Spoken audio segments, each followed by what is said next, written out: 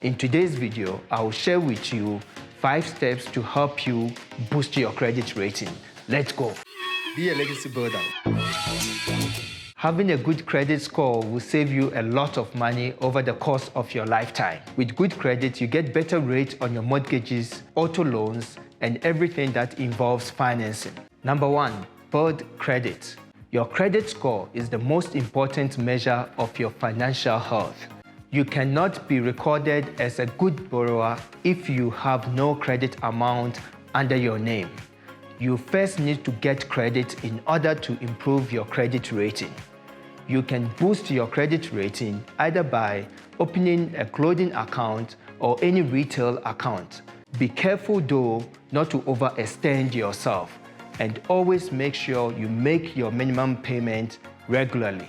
And as always, remember to subscribe or share our content to your friends if you enjoy this kind of content. Number 2, pay your bills. If you already have a credit under your name, then make sure you meet all your payments and do not get more credit until you have paid your debt.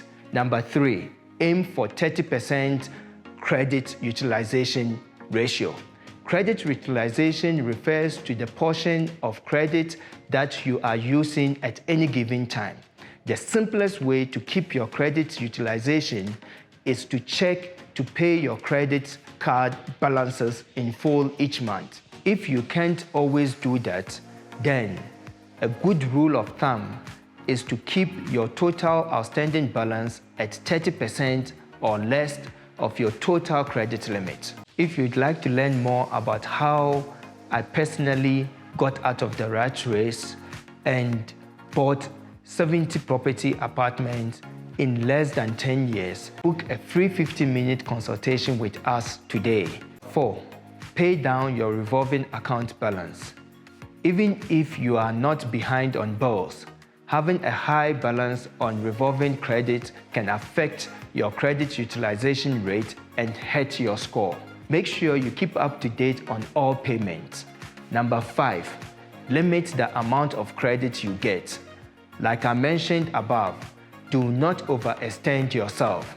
Do not get carried away by opening unnecessary accounts. If you can pay cash for it, rather go for that option. The last thing you want is to find yourself in a position where you are overwhelmed with debt. What I do to limit the amount of credit I take from creditors is to make sure that my revolving credit limit is equal to, or in other words, not more than my take-home salary. There is no set timeline on how long it will take you to rebuild or improve your credit score. It all depends on how bad your current situation is. Using these steps will definitely place you in the right course to improve your credit rating so that you can start building a healthy financial profile and start your journey to financial freedom. Be a legacy builder, and don't forget to subscribe.